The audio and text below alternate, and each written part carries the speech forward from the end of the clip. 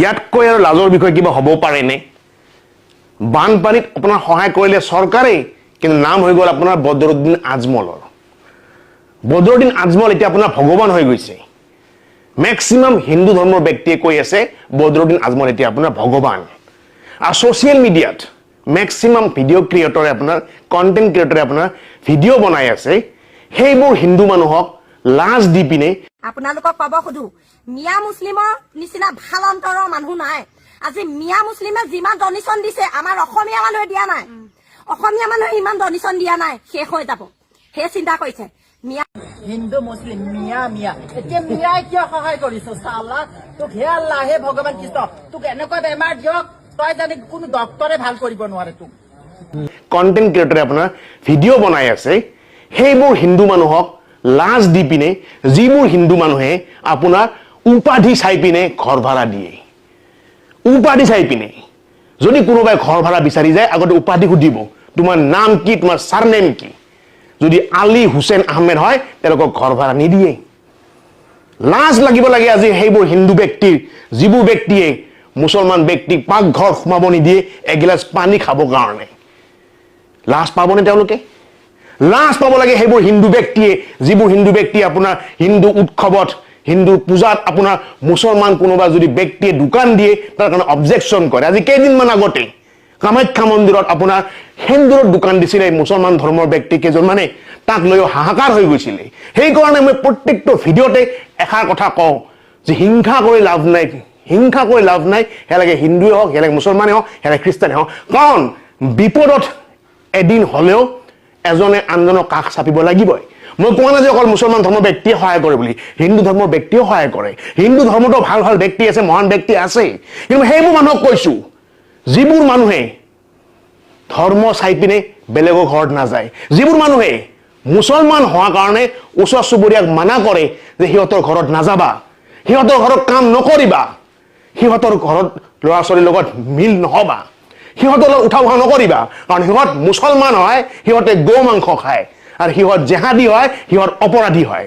সেইবোৰ হিন্দু মানুহক কৈছো, যিবোৰ হিন্দু মানুহে প্ৰত্যেকটো কথাতে অকল মুছলমানক জগৰীয়া কৰে যে অপৰাধ যিমান আছে পৃথিৱীত বোলে অকল মুছলমানে কৰে, অপৰাধী মানে মুছলমান, মুছলমান মানে অপৰাধ বুলি যিবোৰ ব্যক্তিয়ে কয়, সেইবোৰ হিন্দু মানুহক কৈছো যে এইবাৰ আপোনালোকে লাজ পাইছে কি নাই? আৰে লাজ পাওক। ভিডিঅ'টো স্ক্ৰল কৰি লাভ নাই, ভিডিঅ'টো স্কিপ কৰি লাভ নাই। লাজ পাওক, লাজ পাওক অলপমান। ভিতৰত যে আপোনাৰ হিংসা সোমাই আছে, এই যে আপোনাৰ ব্লাডত যে হিংসা সোমাই আছে, মুছলমান ধৰ্মক আপুনি ঘিণ কৰা, মুছলমান ব্যক্তি ঘিণ কৰে যে ব্লাডত আপোনাৰ সোমাই আছে, এয়া আপোনাৰ চাফা কৰাৰ সময় আহি গৈছে। এয়া আপোনাৰ ভগৱানৰ লীলা খেলা, এয়া আপোনাৰ ওপৰৱালা লীলা খেলা, বেলেগ কাৰণ নহয়। আৰু সেইকাৰণে বদৰুদ্দিন আজমল আনফৰ তেওঁলোকে আপোনাৰ যি বানপীড়িত ব্যক্তি আছে তেওঁলোকৰ ওচৰত গৈ পিনে লাখ লাখ কোটি কোটি টকা বিলাই আছে, আৰু সকলো হিন্দু ধৰ্মৰ মানুহে একচেপ্ট কৰি লৈছে, তেওঁলোকক ভগৱান বুলি মানি লৈছে। কোনোবাই সেৱা কৰিছে, কোনোবাই সেৱা কৰা নাই, কোনোবাই নমস্কাৰ জনাইছে, কোনোবাই নমস্কাৰ জনা নাই, কিন্তু সকলোৱে মানি লৈছে। আনকি মছজিদতো আপোনাৰ বহুত হিন্দু ব্যক্তিয়ে গৈ পিনে বসবাস কৰিছে এই বানপানীৰ সময়ত। মুছলিম কৈ কৰি যে ইমান যে বিতৰ্ক কৰে, এই যে চন্তক দেখিছে, চন্তক মছজিদত হিন্দু মুছলিম বাগানীয়া বুলিবলৈ কোনো মানে বিচাৰ নাই। সকলো ধৰণৰ মহিলা এই মছজিদত আশ্ৰয় লৈছিলে। আপোনালোকক কওঁ শুনক, এতিয়া যিসকলে যে কৈ আছে এই বিপদৰ সময়ত যিবোৰ দল সংগঠন চিটুৱে হওক, শৃংখলে হওক, এটা সময়ত মিয়া খেদা আন্দোলন আৰম্ভ কৰিছিল উজনিৰ পৰা, যে আমি মিয়া খেদিম। ঘৰে ঘৰে গৈ পিনে মিয়া বিচাৰিছিলে, কোন মিয়া আছে, কোন মিয়া আছে। সেই ব্যক্তিবোৰ এতিয়া আপোনাৰ কি কৰিছে? মুঠ টুৱাই দিছে, মুঠ থৈ পিনে আপোনাৰ সেৱা কৰিছে সেই আজমলক, সেই আনফৰক। কিহৰ কাৰণে? কিহৰ কাৰণে? কাৰণ এয়া আপোনাৰ ভগৱানৰ ইচ্ছা আছিলে, ভগৱানৰ আপোনাৰ এয়া আপোনাৰ বিচাৰিছিলে। ইনশাল্লাহ মছজিদত 5খন 4খন 5খনকৈ কোৰাণ দিছো, গাই নামাজ দিছো মিনিমাম 3খন, মেক্সিমাম ওপৰত গৈছে 5খন মান। বিভীষিকাই কিন্তু এটা বস্তু শিকাই দিলে, তাৰ পৰা বিবেকৰ ফালৰ পৰা যে আমি সকলো এক হয়, সেই বস্তুটো শিকাই দিলে। ইয়াত যে আমাৰ হিন্দু, মুছলমান, জৈন, শিখ, খ্ৰীষ্টান এইবিলাক যে নাই, আমাৰ মাজতে ধৰ্মভেদ, এই বিপদটোৱে কিন্তু শিকাই দিলে। মোৰ যিটো সংগ্ৰামী জীৱন, সেই সংগ্ৰামী জীৱনত বহুত সময়ত মই বদৰুদ্দিন আজমল চাহাবক মই গালি পাৰিছো, কিন্তু এটা কথা ক'ব লাগিব, উজনি অসমৰ বাগাকান্ত ৰাইজৰ কাৰণে বদৰুদ্দিন আজমল চাহাবে যিখিনি ত্যাগ কৰিলে, সঁচা কথা ক'বলৈ গ'লে মোৰ অন্তৰ জয় কৰিছে, মোৰ অন্তৰ জয় কৰিছে। আৰু বদনী আজমল চাহাবৰ মই সুস্বাস্থ্য কামনা কৰিছোঁ আৰু নেদেখাজনক মই আশীৰ্বাদ বিচাৰিছোঁ। অনাগত দিনত আজমল চাহাবক ঠিক এইধৰণে ৰাইজৰ কাম কৰিবলৈ গাত শক্তি দিয়ক। ইয়াৰ লগতে মই আৰু এটা কথা ক'ব বিচাৰিছোঁ, আমিও যদিও বান বিভীষিকাৰ মাজত আছোঁ, তাৰপিছতো কিছুমান কথাত আমাৰ মনত আনন্দ লাগিছে। কাৰণ শিৱসাগৰখন এতিয়া সম্প্ৰীতিৰ মিলনভূমিত পৰিণত হৈছে। হিন্দুৱে মছজিদ চাফা কৰিছে, মুছলমানে নামঘৰ চাফা কৰিছে। তাতকৈ আমাৰ জীৱনৰ কাৰণে, বিশেষকৈ মোৰ জীৱনৰ কাৰণে, আমাৰ জীৱনৰ কাৰণে তেনে দৃশ্য আমি দেখা পোৱাই নাছিলোঁ, পাইছিলোঁ জানো? তাতকৈ ভাল কিন্তু হ'বলগীয়া একো বিষয় হ'বই নোৱাৰে। গতিকে মই এই মুহূৰ্তত আমি জাতীয় সংগ্ৰামী অসমৰ তৰফৰ পৰা এটা কথা স্পষ্টকৈ কৈ দিব বিচাৰিছোঁ, আমাৰ যিডাল সম্প্ৰীতি এনাজৰী এডাল আৰু অধিক শক্তিশালী হ'ব লাগিব। আৰু অনাগত দিনত যদি কোনোবা অপশক্তিয়ে যদি আমাৰ সম্প্ৰীতি এনাজৰীডাল যদি ভাঙিবলৈ চিন্তা কৰিবলৈ হয় বা যদি সম্প্ৰীতি এনাজৰীডাল যদি ভাঙিবলৈ চেষ্টা কৰে, জাতীয় সংগ্ৰামী অসমে আমি সৰ্বোচ্চ প্ৰকাৰে যিমান শক্তি প্ৰয়োগ কৰিব লাগে সৰ্বোচ্চ প্ৰকাৰে সেই শক্তি প্ৰয়োগ কৰি আমি এই অপশক্তিবিধ মাত কৰিম। যে অসমৰ এই মানুহখিনিক, এই হিংসুক মানুহখিনি যাৰ ব্লাডত অকল আপোনাৰ মুছলমানক ঘিণ কৰা লিখা আছে, যাৰ পৰিবাৰত ভাত খাব বহিলে ডাইনিং টেবুলত অকল সেইটো বস্তুৱে শিকায় যে মুছলমান ল'ৰা ছোৱালীৰ লগত লগ নহবা, মুছলমানৰ ঘৰত নাযাবা, মুছলমানক পানী নিদিবা, মুছলমানৰ বস্তু নাখাবা। কিছুমানে আনকি এওঁ শিকায় যে মুছলমানৰ চব্জি অলপ চব্জি নল'বা, মুছলমানৰ মাছ অলপ মাছ নল'বা, মুছলমানৰ খাহী অলপ মাংস নল'বা। লাজ লাগিছেনে আজি? লাজ কৰক, লাজ কৰক। ভাল হৈ যাওক, এতিয়া সময় আছে। সেইবোৰ আপোনাৰ মই নেতাক কৈছোঁ, সেইবোৰ দল সংগঠনক কৈছোঁ, যি নেকি আপোনাৰ ঘৰে ঘৰে আপোনাৰ বিচাৰি গৈছিলে যে কোন মিয়া লেবাৰ আছে, কোন মিয়া লেবাৰ আছে যি নেকি বিল্ডিং বনাই আছে, ঘৰ বনাই আছে, মিয়া লেবাৰ কাম নকৰিব, অসমীয়া ল'ৰাৰ কাম কৰিব। সেইবোৰ ব্যক্তিক কৈছোঁ, সেইবোৰ হিন্দু ব্যক্তিক কৈছোঁ, লাজ কৰক আজি, লাজ কৰক। আমি হিন্দু মুছলিম অসমীয়া জনতা কোনোদিন কৰা নাই না, মই নিজে কৰিছোঁ। কাৰণ আমি নিজেই আমি ঈদ পালন কৰোঁ। ইয়াতে মানুহ আছে, আপোনাক দেখাই দিব পাৰোঁ, নামটো নকওঁ, মোৰ মামা গফুৰ মামা কৈ দিছোঁ বাৰু। গতিকে আমি নিজে ঈদ পালন কৰোঁ বা নিজে আপোনাৰ গোটেইখিনি সেই সমাজৰ লগত আমাৰ লগত তেওঁলোকে আহি বিহু খায় বা বিহু থাকে, তো তাত কোনো আমাৰ ভেদ ভাৱ কেতিয়াও নাই। আনফাৰ চাহাব আজি আহি আমগুৰিত উপস্থিত হৈছে। মোৰ বাসগৃহতো তেওঁৰ টীম আহিছে, তেওঁ আহিছে বা আজি তেওঁ মোৰ কাৰ্যালয়ত আজি, কাৰণ এয়া বিধাতাৰ খেলা। চ' মই সেইকাৰণে প্ৰতিটো ভিডিঅ'টোত কওঁ, প্ৰত্যেকটো ভিডিঅ'ত কওঁ যে এই সমাজত হিন্দু ব্যক্তিয়ে মুছলমানক এৰি চলিব নোৱাৰে, মুছলমান ব্যক্তিসকলে হিন্দুক এৰি চলিব নোৱাৰে। কিন্তু এই বদমাছ পলিটিচিয়ান কিছুমান আছে, কিছুমান দল সংগঠন আছে, সিহঁতে আমাৰ মাজত সদায় হিংসাৰ বিয়পাই পেলায়, সদায় হিংসা বিয়পায়। কিয় বিয়পায়? কাৰণ তেওঁলোকৰ ইচ্ছাই হৈছে ভোট বেংক, তেওঁলোকৰ ইচ্ছাই হৈছে এই হিংসা বিয়পাই পিনে অসমীয়া সহজ সৰল মানুহখিনি ব্ৰেইন ৱাছ কৰাটো। বন্ধু ষ্ট্ৰীমছ ডকাইত নেকি? বন্ধু ষ্ট্ৰীমছ এটা চুৰ নেকি? বন্ধু ষ্ট্ৰীমছে ৰাইজৰ টকা লৈ বাৰু ইউৰোপলৈ পলালে নেকি?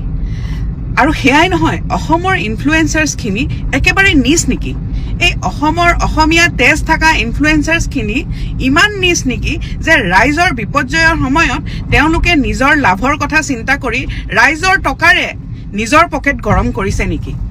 আজি এনেকুৱা এটা পৰ্যায় আহিছে নেকি যে অসমত অসমীয়াৰ বিপৰ্যয় হওঁতে যিখিনি ইনফ্লুৱেঞ্চাৰ্ছ, যিখিনি একাউণ্টেবল, সদায় একাউণ্টেবল, মানুহে মুভি ষ্টাৰ হওক, মানুহে মিনিষ্টাৰকতো কথা ক'বই ভয় কৰে, মানুহে মুভি ষ্টাৰ এজনকো বাপৰে চিনেমাৰ ষ্টাৰ, কিন্তু ইনফ্লুৱেঞ্চাৰ্ছবিলাক আমি সাধাৰণ মানুহ হয়, আমি সাধাৰণ মানুহ যোনে ফেমত আছোঁ।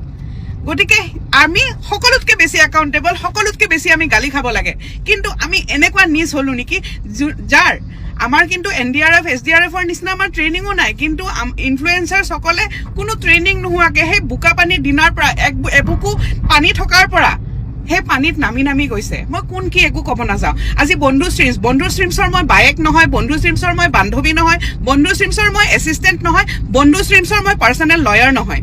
কিন্তু মই এটা কথা ক'ব বিচাৰিছোঁ, আজি আপোনালোকক যদি 31 লাখ টকা হাতত দি পেলাই কওঁ যে উৰাই দিয়ক, খৰচ কৰি দিয়ক, মানুহৰ হৈ হকে খৰচ কৰি দিয়ক, আপুনি পাৰিবনে? দায়িত্বশীল হিচাপে লাহে লাহে ফেজ বাই ফেজ আপোনালোকে খৰচ কৰিম বুলি তেওঁলোকে কৈছে।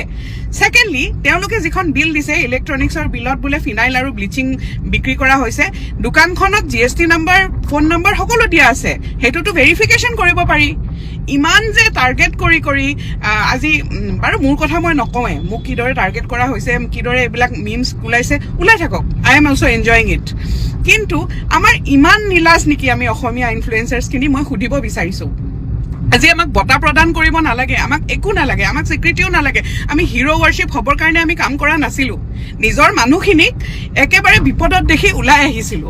আৰু হিচাপ লওক, ডেফিনেটলি হিচাপ লওক। সেই হিচাপ লওক, আমাৰ সেই আৱেগখিনিৰো হিচাপ ল'ব, যিটো আৱেগত ৰ'ব নোৱাৰি যে নিজৰ ঘৰ দুৱাৰ ল'ৰা ছোৱালী চব এৰি আমি কাম কৰিবলৈ কোনে কিমান চেক্ৰিফাইচ কৰি আপোনালোকেও কৰিছে।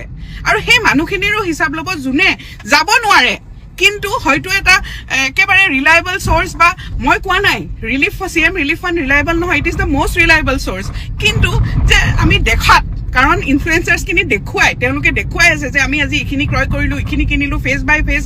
মানুহৰো এটা বিশ্বাসৰ কথা আছে, বিশ্বাস আছে কাৰণেহে ইনফ্লুৱেঞ্চাৰ্ছখিনি আগবাঢ়ি আহোঁতে মানুহে ছাপোৰ্ট কৰিছে।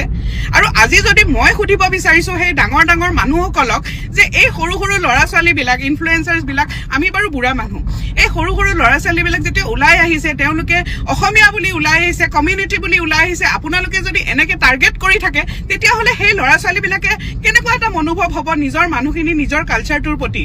আজি বাহিৰত যদি শুনা পায় যে অসমীয়া ইনফ্লুৱেঞ্চাৰ্ছখিনিয়ে কাম কৰোঁতে এনেকে টাৰ্গেট কৰি আছে, মইতো দেখি আছো কালি ৰবি শৰ্মা দাহঁতৰো, প্ৰীতি প্ৰিয়াদৰ্শিনী হওক, ৰবি শৰ্মা দা হওক, বিটু হওক, এইবিলাক বন্ধু ষ্ট্ৰীমছ আৰু মোৰ কৃষ্ণাক্ষীৰ কথাটো নকওঁৱে।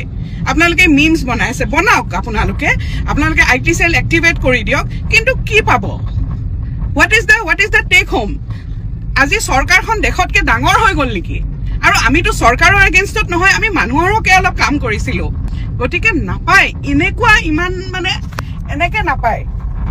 গতিকে আৰু এটা কথা, একাউণ্টেবিলিটি যেতিয়া ল'বই আছে, ইনফ্লুৱেঞ্চাৰ্ছখিনি সদায় একাউণ্টেবল। আমি অন কেমেৰা থাকো, সদায় আঙুলিওৱা, একেবাৰে আপোনালোকে চাৰ্জ কৰি অহা একেবাৰে সহজ। ভাল পাওঁ বুলি ক'বলৈও সহজ, আমি ঘৰৰ নিচিনা লাগে, আৰু চাৰ্জ কৰি আহিবলৈও সহজ, কাৰণ আমি হৈছো সাধাৰণ জনতা। গতিকে তাতে আমাৰ একাউণ্টেবিলিটি হায়েষ্ট থাকে, কাৰণ আমি দেখুৱাব লাগিব। আমি যি কৰি আছো দৈনন্দিন, ব্লগাৰ্ছবিলাকে দেখুৱাই থাকে যে আমি আজি এইটো কৰিছো, সেইটো কৰিছো, আৰু আপোনালোকেও বিচাৰে একাউণ্টেবিলিটি। আমাক বিচাৰিবলৈ আটাইতকৈ সহজ। কিন্তু মই সুধিব বিচাৰিছো, একাউণ্টেবিলিটি যদি আমাৰ আছে, চৰকাৰৰ আছে নে নাই? একাউণ্টেবিলিটি যদি আমাৰ আছে, সেই যে ৰাস্তাত যে জেনেৰেল পাব্লিক, কোনো ইনফ্লুৱেঞ্চাৰ নহয়, কোনো নহয়, এই যে ল'ৰা ছোৱালীবিলাকে বাতি লৈ ঘূৰিছিলে, সেই পইচাবিলাকৰ একাউণ্টেবিলিটি কোনে ল'ব? এই যে ট্ৰেফিক ছিগনেল ৰখাই যে লৈছিলে, I don't support it. Disruption, public disruption মই ছাপোৰ্ট নকৰোঁ। দোকানে যে ঘূৰিছিলে, সেই একাউণ্টেবিলিটিখিনি কোনে ল'ব? সেইবিলাক টকাওতো শিৱসাগৰ গৈ পাব লাগিব। গতিকে একাউণ্টেবিলিটিৰ যদি কথা আহে, ইয়াত চব একাউণ্টেবল হ'ব লাগিব। আৰু মই একেবাৰে বিনম্ৰ অনুৰোধ কৰিছো, নকৰিব। আমাৰ ল'ৰা ছোৱালীখিনি কমিউনিটি হিচাপে আগবাঢ়ি আহিছে, ইমান ধুনীয়াকে আগবাঢ়ি আহিছে, এনেকে ডিমৰেলাইজ নকৰিব। আৰু অসমীয়া মানুহ ইমান তললৈ যোৱা নাই যে এটা বিপৰ্যয়ত আমি নিজে লাভ কৰিবলৈ চাম। ফেচবুকটো খুচৰি থাকোঁতে হঠাতে ভিডিঅ' এটা পাই গ'লোঁ। অৰুণাচলীয়ে এতিয়া আমাৰ মিচিং সম্প্ৰদায়ৰ লোকসকলক, লিকাবালি ফালে যিখিনি মিচিং মানুহ আছে, তেওঁলোকক এতিয়া পুৰা একদম মৰা ভাবুকি দিছে, প্ৰাণে মৰা ভাবুকি দি আছে। मेरी पार्टी तैयार हो गई। जितना इधर लिकाबाली आसपास में, आजू बाजू में, सीसी बस्ती में, सीसी बागी में जो लेबर है, आज रात ही जाके अब भी धुलाई देगा। और जितने आजू बाजू में, तुम लोग का मालिनी मंदिर सामने में भी बहुत दुकान खुल के बेचता है ना, तुम लोग दम है तो अभी तैयार करो। हम लोग तो पूरा रेडी है। मिसिंग मेरी पार्टी, आधा मुरा, मिरी चोर, दम है तो हम लोग तुम लोग को ओपन चैलेंज करता है। हाँ, देख लो, हमको कहीं भी तुम लोग मिल जाएगा। मेरी पार्टी तैयार रहो। तुम लोग का जितना इधर अरुणाचल में हाजिरा करता है, चुन के पिटना शुरू करेगा। এতিয়া মাৰিলে নে নাই তেওঁ জানে, আৰু কেইটা মাৰিলে। এই ইহঁতক অসমৰ এইবাৰ হ'বলৈ দিব নালাগে। মই আগতেও ভিডিঅ'ত এটাত কৈছিলোঁ, এই যিবিলাকে যে এনেকৈ মুখ ফালি থাকে, মুখ চুপতি মাৰি থাকে, কুকুৰৰ দৰে ভুকি থাকে, ইহঁতক অসমৰ এইপাৰে হ'ব দিবই নালাগে, ৰাস্তাটো বন্ধই কৰি দিব লাগে। সঁচা কথা কৈছোঁ, এইটো আগতে এবাৰ কৈছিলোঁ। বহুত বিতৰ্ক হৈ গ'ল আগৰ এটা ভিডিঅ'ত। মোৰ ওপৰত কেছ দিবলৈ ওলাইছিলে সিহঁতি এই কথা কোৱাৰ কাৰণে। এতিয়া আকৌ একেধৰণে সিহঁতৰ অত্যাচাৰ চলি আছে। অৰুণাচল অসম মুঠৰ ওপৰত তৰ্কবাজি নকৰিলে সিহঁতৰ নহয়। হাতে হাতে বন্ধুক লৈ আহে। এতিয়া আকৌ অপেনলি এইটো ছাগলীদাৰী থকাটোৱে অপেনলি এতিয়া এই দম দিছে মিচিংসকলক, যিসকলে হাজিৰা কৰি খায় সেইসকলক মাৰিব বোলে তেওঁ। शर्म ना है तू, है? तेरा शर्म है कि नहीं बता? जो दिन में 200 रुपया 300 रुपया कमाने के लिए पूरा दिन भर गान बनाता है उधर जाके, तो उसको मारने का धमकी दे रहा है। मेरा जैसा आदमी को बोल तू, तेरा गान मार के रख दूंगा, ठीक है? तू ज्यादा दूर का नहीं तो अरुणाचल का है, वहां जाके तेरा गार मार के आ जाऊंगा, तू कुछ नहीं कर पाएगा। जितना भी है मेरा आसाम का, वो चाहे मिसिंग हो, वो चाहे बोरो हो, कुछ भी हो, ठीक है, वो आसामी है। जब तक आसाम में रहेगा, जब तक ये आसाम रहेगा, तब तक किसी को धमकी तो क्या, तो आंख उठा के भी देखेगा ना, तेरा आंख निकाल के दारू के साथ खा लूंगा। छोड़, दोबारा ऐसा धमकी नहीं देना। अगर कहीं रास्ते में मिल गया ना, ऐसा हालत करूंगा तेरा, देख लेना। এইকেইজনে হৈছে সেইকেইজন। এই উজনি অসমবাসী ৰাইজে জীয়াতু ভগা মেইন কালপিত হৈছে এইকেইজনৰ কাৰণে আজি উজনি অসমৰ শিৱসাগৰবাসী, নাজিৰাবাসী আৰু যোৰহাটবাসী ৰাইজে জীয়াতু ভুগিবলগীয়া হৈছে। নিজ চকুৰে দেখিবলগীয়া হৈছে। ঘাঁহ, সম্পত্তি, টকা পইচা, ঘৰ দুৱাৰ সকলো শেষ কৰি দিবলগীয়া হৈছে। এওঁলোক আছে এতিয়া এচি ৰুমত শুই, আৰু এই শিৱসাগৰবাসী, নাজিৰাবাসী আৰু যোৰহাটবাসী আছে বোকাৰ মাজত শুই। ইহঁত হৈছে ওপৰৰ মাল। ইহঁত হৈছে একোজন কয়লা মাফিয়া, ডাঙৰ ডাঙৰ চিণ্ডিকেট মাফিয়া। পাহাৰ খান্দিব লগাই দিছে, হাংগু পাংগু লেটু পেটুবিলাকক পাহাৰ খান্দিব লগাই দিছে। তাৰ জীয়াতু ভুগিছে অসমৰ ৰাইজে। ইহঁতে যে কোটি কোটি টকা মানে ব্যৱসায় কৰি আছে। ইহঁতে মানে তলে তলে ইয়াতে মানুহক মানে পিকচাৰত নাহে। সিহঁতে মানে আন্ধাৰত লুকাই থাকে। মানুহ লগাই দিয়ে, তলে তলে কাম কৰি থাকে। তাৰপিছত সিহঁতে মোটা মোটা অংক মানে পাহাৰৰ দৰে সম্পত্তি গঢ়ি থাকে। আৰু ইয়াৰ ফলত অসমৰ ৰাইজে এতিয়া জীয়াতু ভুগিবলগীয়া হৈছে। এই কালপিত কেইজনক সকলোৱে যদি চিনি পোৱা নাই, ভালকৈ চিনাকি কৰি লওক এই কালপিত কেইজনক। আৰু ইয়াতে এতিয়া কিছুমান মানে এই হাংগু পাংগু চোৱা চেলেকা আছে ন, সেইকেইজনে আহি পেলাই সিহঁতক মানে বেয়া বুলি ক'বই নিদিয়ে, একদম বেয়া বুলি ক'বই নিদিয়ে। সিহঁতক যদি কিবা এটা বেয়া বুলি কওঁ, লগতে কমেণ্ট বক্সত আহি পেলাই একদম ভাগি থৈ যাবহি। আজি আপোনাৰ নাগিনী মৰা সেই অঞ্চলটোত যেনেকে কয়লা খনন হৈছে, আজি আপোনাৰ ইয়াত কিবা বাগান এটাৰ কথা কৈছিলে। কি বাগান আছিল দাদা? এইখিনি যে এই ঔগুৰিজান যিটো বাগান, সেই বাগানটোতো আপোনাৰ শিল খননৰ ফলত এই বাগান নাইকিয়া হৈ গৈছে, খতম কৰি পেলাইছে। গতিকে এই গোটেইবিলাকৰ কাৰণে আমি দেখিছো এই খননটো নিজে নিজে হৈ থকা নাই। এই খননৰ বেকগ্ৰাউণ্ডত ডেফিনেটলি চৰকাৰ বা আপোনাৰ বৰমূৰীয়া থাকিব লাগিব, পাৱাৰ থকা মানুহ থাকিব লাগিব। ইয়াত দায়িত্বৰ পৰা তেওঁলোকে আঁতৰি গ'লে সেইটো কোনো কাৰণতে সম্ভৱ নহয়। কাৰণ এইফালেদি আপোনাৰ এই বেহা বেপাৰ কৰা যিবিলাক আপোনাৰ শিলৰ যিবিলাক গাড়ী, আপোনাৰ ইয়াতে 148 আপোনাৰ ক্ৰেচাৰ আছিলে এই বিহুবৰ অঞ্চলতে, শিলনি, নেপালী খুটি 200তকে বেছি আছে। অফিচিয়েলি আমি যিটো পাইছো এটা 148টামান ক্ৰেচাৰ আছিলে বুলি কৈছে, তাতকে বেছি আছে। ৰাইজে কৈ আছে অবৈধ আছে, ইয়াত অবৈধ আছে, 200তকে ওপৰত আছে বুলি ক'লে নে নাই? সেইবিলাক অসমত আছে। কেনেকুৱা লাগে এইবিলাক কথা শুনি থাকিলে? মানে খুব বেছি দুখ লাগে আচলতে যে আজি দেৱীৰাম পানিকাৰ পৰিয়ালটো শেষ হৈ গ'ল, আৰু নেপালী খুটিত আৰু কেইবাটাও পৰিয়াল, তেওঁলোকৰ গোটেই ফেমিলি এতিয়া থানবান হৈ গৈছে, তেওঁলোকৰ আত্মীয় হেৰুৱাইছে। আৰু আপোনালোকে দেখিছে এই আচলতে বানত এতিয়ালৈকে 101গৰাকী মানুহৰ মৃত্যু হৈছে। কিমান পশুধন আচলতে পানীত উটি গৈছে তাৰ হিচাপ নাই। ঘৰবিলাক আপোনালোকে দেখিছে চেডেলি ভেডেলি হৈ পৰি আছে। আৰু কিমান আপোনাৰ ইয়াতে দেখিব কিমান ডাঙৰ ডাঙৰ গছ নাগালেণ্ডৰ পৰা আহি আচলতে ঘৰবিলাক মহতিয়াই লৈ গ'ল, সেইবিলাক দেখিছে। চাৰিওফালে আপোনালোকে দেখিছে ইয়াত বাঁহ গছ দেখিব, ইয়াত ডাঙৰ ডাঙৰ গছ, মানে কেনেকুৱা এটা ভয়ংকৰ আচলতে দুৰ্যোগ আহিলে। আৰু সেই দুৰ্যোগটোৰ কাৰকবিলাক আমি আচলতে চাবলৈ যত্ন কৰিছোঁ। এই 23টা দিনত আমি দেখিছোঁ যে এই নগা পাহাৰ, এইটো মন জিলাত পৰে, এই নাগালেণ্ডত যি ধৰণে কয়লা খনন হৈছে, ইয়াত ওচৰে পাজৰে আমি দেখিছোঁ বহুত জেগাত আপোনাৰ শিলৰ খনন হৈছে, অবৈধ শিলৰ খনন। সেইটো নাগালেণ্ডৰ কয়লা খননটো বৈধ বুলি কৈছে, তেওঁলোকক পাৰ্মিশ্যন দিছে, তেনেকৈ তেওঁলোকে কৰিছে বুলি। তাৰপৰা এনেকুৱা ষ্টেটমেণ্ট দেখিছোঁ, তেওঁলোকৰ প্ৰেছ কনফাৰেন্স দেখিছোঁ। আৰু আমি দেখিছোঁ যে এই যিটো আচলতে প্ৰলয়ংকাৰী বান আহিলে, এই বানটো সঁচা সঁচিকৈ যদি ভালকৈ আপুনি চায় তেতিয়া দেখিব সেইটো ডেফিনেটলি মানৱ সৃষ্ট হয়, প্ৰাকৃতিক দুৰ্যোগ নহয়। বৰষুণ আহিছিলে, সেইটো চবেই স্বীকাৰ কৰিছে যে বৰষুণ ধাৰাবাহিক মানে কি আপোনাৰ প্ৰবল ভাৱে বৰষুণ হৈছে কেইবা ঘণ্টা জোৰা। আৰু তাৰ বৰষুণৰ ফলস্বৰূপে মানে কি আগতে যিবিলাক অবৈধ কয়লা খনন বা শিল খননৰ কাৰণে যিবিলাক হোল হৈ আছিলে, যিবিলাক হ্ৰদ সৃষ্টি হৈছিলে, যিবিলাক পুখুৰীৰ সৃষ্টি হৈছিলে, তাত আগৰ পৰাই আচলতে পানী জমা হৈ আছিলে।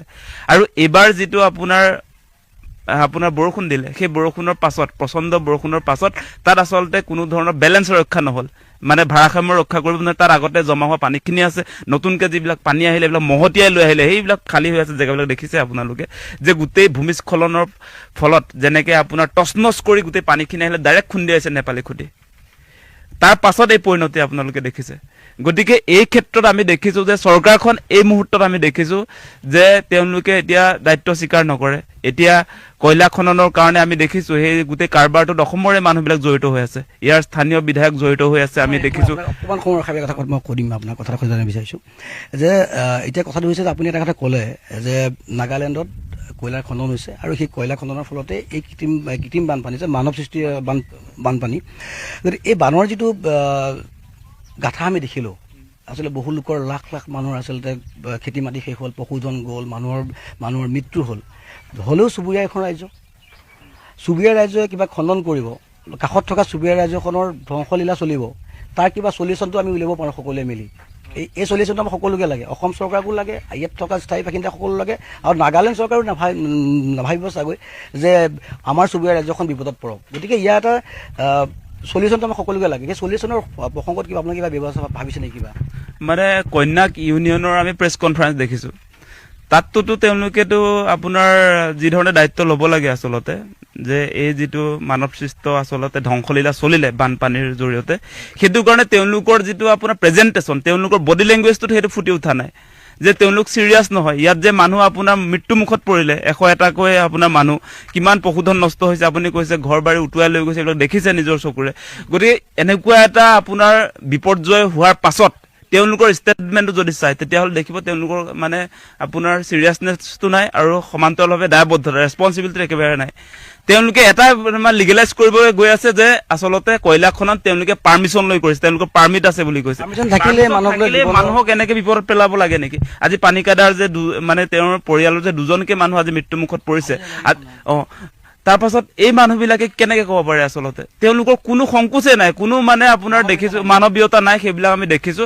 আৰু মুখ্যমন্ত্ৰীগৰাকীও আমি তেওঁৰ বক্তব্যবিলাকো দেখি আছো তেওঁতো এই গোটেই প্ৰক্ৰিয়াটো আচলতে অবৈধ আপোনাৰ শিল খননেই হওক বা আপোনাৰ নাগালেণ্ডত যি ধৰণে কয়লা খনন হৈছে এইটো বৈধ বা অবৈধ সেইটো আমি ক'বলৈ যোৱা নাই যি ধৰণে আচলতে খনন হৈছে তাৰ পৰিণতিত যে এই মানুহখিনি ধ্বংসৰ গৰাহত গুচি গ'ল শেষ হৈ গ'ল সকলো চব খতম হৈ যোৱাৰ পাছতো মুখ্যমন্ত্ৰীৰ বক্তব্যটো কিন্তু সেই আপোনাৰ কয়লা খনন বা শিল খননৰ পক্ষতহে আছে মানে থাকিবই মানে নেকি সেই কথাটোৱে কৈ আছে বাৰম্বাৰ তেওঁ ইয়াত আহি ক'লে দাদাও আছিল ইয়াত আহি ক'লে বোলে এগৰাকী মহিলাই প্ৰতিবাদ কৰিছে শিল খননৰ বিৰুদ্ধে তাৰ পৰা বাকী মানুহে এই শিল খননৰ পৰাই চলি আছে বুলি কৈছে তেওঁ মানে সেই বক্তব্যৰ জৰিয়তে লিগেলাইজ মানে 10,000 মানুহৰ কাৰণে 1 লাখ মানে লিগেলাইজ কৰি দিলে ইয়াত আপোনাৰ এইটো বিহুবৰ পঞ্চায়ত হয় ইয়াত ধৰি ললো 10টা ৱাৰ্ড আছে ইয়াৰ মানুহবিলাক তেওঁ কোৱাৰ ধৰণে যেনিবা পৰোক্ষভাৱে হ'লেও শিল খননটোত জড়িত হৈ আছে 20,000 এতিয়া গোলাঘাটলৈকে এইটো আপোনাৰ বানপানীয়ে তছনছ চলাই দিলে নহয় আজি গোলাঘাটলৈকে আপোনাৰ এই যে আপোনাৰ গোলাঘাট যোৰহাট শিৱসাগৰ চৰাইদেউ 4খন জিলাত যে ধ্বংসলীলা চলালে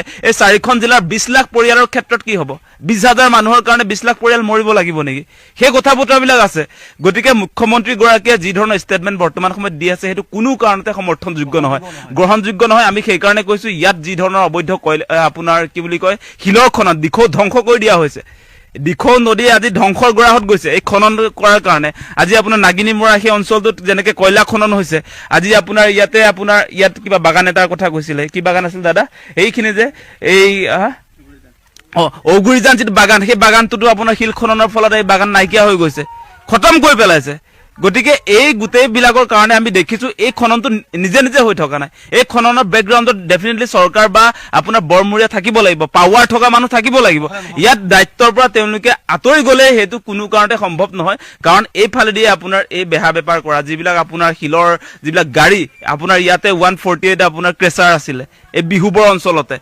শিলনি নেপালী খুঁটি 200তকৈ বেছি আছে অফিচিয়েলি আমি যিটো পাইছো এটা 148টা মান ক্ৰেচাৰ আছিলে বুলি কৈছে তাতকে বেছি আছে ৰাইজে কৈ আছে অবৈধ আছে ইয়াত অবৈধ আছে 200তকৈ ওপৰত আছে বুলি ক'লে নে নাই সেইবিলাক অসমত আছে এই নাগালেণ্ডত নাই মুখ্যমন্ত্ৰীয়ে আমাক মিছা কথাটো ক'লে নহ'ব নহয় অসমত চলি আছে সেইবিলাক আৰু তাৰ পৰিণতিত আজি ইয়াত আপোনাৰ ধ্বংসলীলা চলিলে তাৰ দায়িত্ব চৰকাৰে ল'ব লাগিব আৰু সেই যি খনন কাৰ্য চলিছে সেইটো বন্ধ হ'ব লাগিব নহ'লে এই মানুহখিনি আকৌ বিপদত পৰিব মানুহ নাবাচে গতিকে আমাৰ কথা অতি স্পষ্ট ইয়াত যি ধৰণৰ কয়লা খনন চলিছে নাগালেণ্ডত সেইটো বন্ধ হ'ব লাগিব ইয়াত যি ধৰণে শিলৰ খনন চলিছে বন্ধ হ'ব লাগিব কোনো কাৰণতে এইটো যদি চৰকাৰে লিগেলাইজ কৰে সেইটো আমি কেতিয়াও মানি ল'ব নোৱাৰো মানুহক আকৌ মৃত্যুৰ মুখলৈ আমি পেলাব নোৱাৰো সেইটো কোনো মানুহে আচলতে সেই কথাক কেতিয়াও সমৰ্থন জনাব নোৱাৰে গতিকে ইয়াত আমি কেৱল আমি সাহায্য সদায় দিবলৈ আহি আছো সাহায্য দিম সাহায্য দিয়াৰ সমান্তৰালভাৱে মূল কাৰণটো আমি কিন্তু চৰকাৰক আপোনাৰ এৰি চলিব কেতিয়াও নোৱাৰিম আমি মূল কাৰণটোক কিন্তু ধৰি ৰাখিব লাগিব আৰু এইবিলাক বন্ধ নোহোৱা পৰ্যন্ত আমি ইয়াৰ বিৰুদ্ধে এটা জনমত গঠন কৰিব লাগিব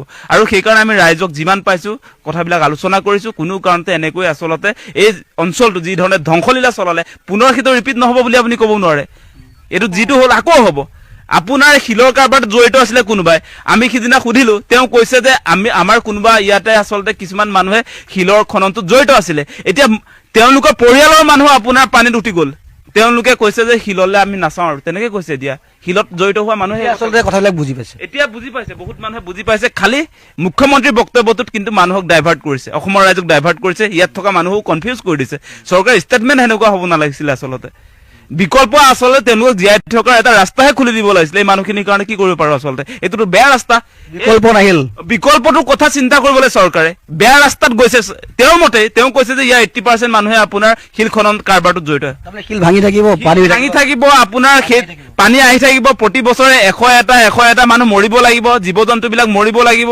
ইয়াৰ যিটো বৈচিত্ৰ্য আপোনাৰ যেনেকুৱা ধৰণৰ ধ্বংসলীলা চলিছে সেই গোটেইবিলাক মানে খতম হৈ যাবলৈ সেই কথাটোক তেওঁ যি ধৰণে আচলতে সমৰ্থন জনাই ষ্টেটমেণ্টবিলাক দিছে সেইটো এটা ধ্বংসৰ কাৰণ সেইটো আমি সমৰ্থন নকৰো মুখ্যমন্ত্ৰীক সেইকাৰণে স্পষ্ট ৰূপত আমি কৈছো এইটো পাৰ্মিশ্যন চলিউশ্যন লাগিব ইয়াত মানুহৰ জীৱনলৈ হাতাই খেলাটো কোনো মানি লোৱা নহ'ব উজনি অসমৰ খিলঞ্জীয়াবোৰ ক'ত গ'লো উজনি অসমৰ খিলঞ্জীয়া এটাইও দেখোন 1 কোটি এটা দিয়া নেদেখিলো বৰ আচৰিত কথা যে নেকি খিলঞ্জীয়া বুলি যে উৎপাত যে কৰি আছিলে কিন্তু আজিলৈকে আজি এমাহে হ'ব এতিয়া কিন্তু আজিলৈকে মানে নেদেখিলোঁ যে ভাই ককাইহঁত আমাৰ বা নাই ভাই আমিতো এনেও সৰু মানুহতো আমাৰ সৰুৱে কথা কিন্তু যিসকলে মানে কি আমি খিলঞ্জীয়া হয় ইয়াত মিয়াৰ ডেভেলপমেণ্ট নচলিব আমুক তামুক এইবিলাক যে বকি আছিলে তো এতিয়া মানে কি এতিয়া মোৰ প্ৰশ্ন হ'ল যে সেই খিলঞ্জীয়াখিনিৰ হাতত সঁচাকৈ মানে কি নাই নেকি পইচা একদম কিবা নিচিনা ন আজি এমাহে হ'ল দিব লাগিছিলে আচলতে পইচা কিয় 1 কোটি এটা দিবলৈও মানুহৰ 1 কোটিয়ে মানে লাষ্ট মই 1 কোটিয়ে কৈছোঁ কাৰণ কেলৈ এতিয়াতো মিয়াইতো গোটেই লাখ মানে কি কোটি টকাৰ কথা কৈলে 1 কোটি 2 কোটি নহয় 100 কোটি কথাই বৰ্তমান কৈ আছে বা দি আছে তো আমাৰ খিলঞ্জীয়া উজনি অসমৰ খিলঞ্জীয়াসকল ক'ত গ'ল মোৰ কথা আছে সেইটো উজনি অসমৰ খিলঞ্জীয়াসকল ক'ত গ'ল তেওঁলোকৰ হাতত সঁচাকৈ 1 কোটি টকা নোলাল নে কেৱল এটা বুলি কৈছোঁ মই নাই এতিয়ালৈকে মই 1 কোটি এটা কথা কোনোবাই দিয়া কথা বৰ্তমানলৈকে শুনা নাই হয় কোনোবাই 19 লাখ টকা 10 লাখ টকা 20 লাখ টকা দিছিল টকা শুনিছোঁ আমাৰ অসমীয়া খিলঞ্জীয়াবিলাকে কিন্তু বাকীবিলাক ক'ত গ'ল কাহা গয়া ওলাক নহ'লে আকৌ পাছত নক'ব আকৌ ইয়াত মিয়াৰ দপদপনি নচলিব তেনেকৈ বুলি নক'ব আকৌ দেই মিয়াৰ দপদপনি চবতে আচলতে মিয়াৰ দপদপনি চবতে কাৰণ কেলৈ মিয়াৰ দপদপনি কামতো মিয়াৰ দপদপনি অপৰাধতো মিয়াৰ দপদপনি এই পইচা দিয়াটো তাকেই দেই বদৰুদ্দিন আজমল ডাঙৰীয়া শিক্ষা জগতত কিমান অৰিহণা আছে অসমৰ প্ৰতিজন মানুহে হয়তো জানে তাৰ উপৰিও তেখেত এজন সমাজসেৱক সেই হিচাপত তেখেতে যি বানপানী হ'ল উজনিত সেই বানপানীত ককবকাই থকা মানুহখিনিৰ মাজলৈও আগবাঢ়ি গৈছে তেখেতৰ সামৰ্থ্য অনুসৰি তেখেতে যথেষ্টখিনি সহায় সহযোগিতা আগবঢ়ালে খোৱা বস্তুতে হওক মেডিচিনতে হওক বিভিন্নজনক বিচনা পৰ্যন্ত কিনি দিছে লক্ষ লক্ষ কোটি ঘৰত তেখেতে খৰচ কৰিছে তাৰপিছত তেখেতে পৰিণাম পালে কি এগৰাকী জ্ঞানহীন অভদ্ৰ চোৱা চেলেকা মহিলাই এটা সংবাদ মাধ্যমৰ জৰিয়তে ইমান বেয়াকৈ তেখেতৰ বিষয়ে ক'লে তাৰপিছত আহিল জয়ন্ত মল্লৱ বৰুৱা জুবিনদাই সঁচাই কৈছিল জয়ন্ত মল্লৱ বৰুৱা ডাঙৰীয়াও বহুত তুচ্ছ তাচ্ছিল্য কৰি তেখেতক বহুত কথা শুনালে তেখেতক বাংলাদেশী বুলিও সজালে এতিয়া প্ৰশ্ন হ'ল বাংলাদেশীজনে কেনেকৈ বিধায়ক হ'ল এইটো চৰকাৰলৈ পোনপটীয়া প্ৰশ্ন আৰু যদি তেখেত বাংলাদেশী নহয় বদৰুদ্দিন আজমল ডাঙৰীয়াই তেখেতক 500 কোটি বা 1000 কোটি টকাৰ মানহানি কেছ দিব লাগে তেখেতৰ নামত কিয় মিছা অপজা দিলে আৰু ইমান বেয়াকৈ ক'বলৈ তেখেতে অধিকাৰ কেনেকৈ পালে? তেখেতে কি কৰিলে? উজনি অসমৰ ৰাইজৰ এই বিলৈ অৱস্থাত তেখেতৰ অৰিহণা কিমান আছিল? তেখেতে কৰিব পাৰিছিলনে তেখেতে কৰা আজমল ডাঙৰীয়াই কৰাৰ দৰে? উজনি অসমৰ ৰাইজে সেইখিনি অনুভৱ কৰিছে যে কোন সময়ত তেখেতে কি বস্তু পাইছে, কিমান সকাহ পাইছে। 6-7 দিন 8 দিনলৈকে চৰকাৰৰ উমঘামেই নাই। চৰকাৰৰ মানুহ সেই স্থানত পাবলৈ উপস্থিত হ'বলৈ সক্ষম হোৱা নাই। কিয় ইমান ব্যৰ্থ হ'ল আপোনালোক? আপোনালোকৰ ব্যৰ্থতা থাকিবলৈ অসমখনক আকৌ জ্বলাব বিচাৰিছে নেকি? হিন্দু মুছলমান কৰিব বিচাৰিছে নেকি? এইবোৰৰ পৰা অলপ আঁতৰি থাকক। ক'লোহেঁতেন যদি বজৰুদ্দিন আজমল ডাঙৰীয়াৰ দৰে আপুনিও যদি সেই স্থানত এনেদৰে সহায় কৰি থাকিলহেঁতেন, তেতিয়া তেখেতে ক'ব লাগিছিল যে বদৰুদ্দিন আজমল ডাঙৰীয়া আপুনি ইয়াৰ পৰা যাওকগৈ, আমি চৰকাৰৰ মানুহ আছোঁ, মই জয়ন্ত মল্লৱ বৰুৱা আছোঁ, আমাৰ কেবিনেট আছে, আমি কৰিম। কিন্তু আপোনালোকে নোৱাৰিলে, যাব নোৱাৰিলে। নগৈ শেহতীয়াভাৱে যেতিয়া মানুহৰ প্ৰাণ উভতি আহিল তেতিয়া আপোনালোকে ৰাজনীতি কৰিব লৈছে। এইবোৰ জানো ভাল কথা?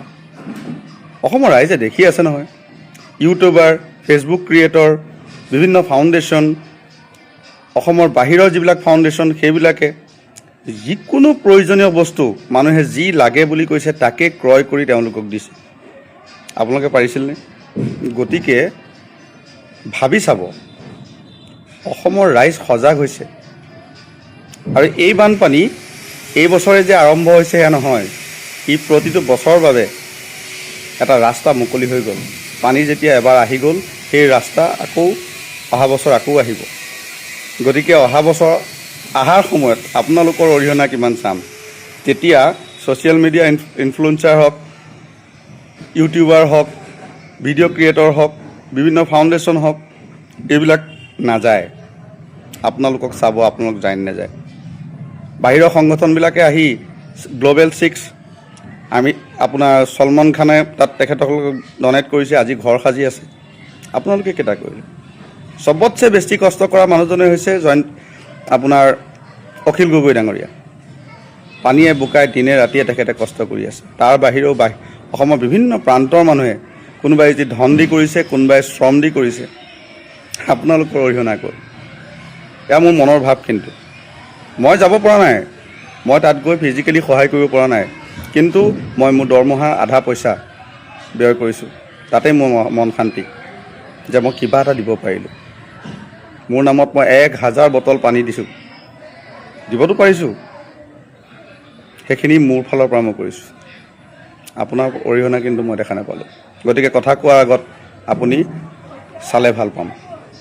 কথাখিনি আপোনালোকলৈ আগবঢ়ালোঁ, ভাল লাগিলে শ্বেয়াৰ কৰিব।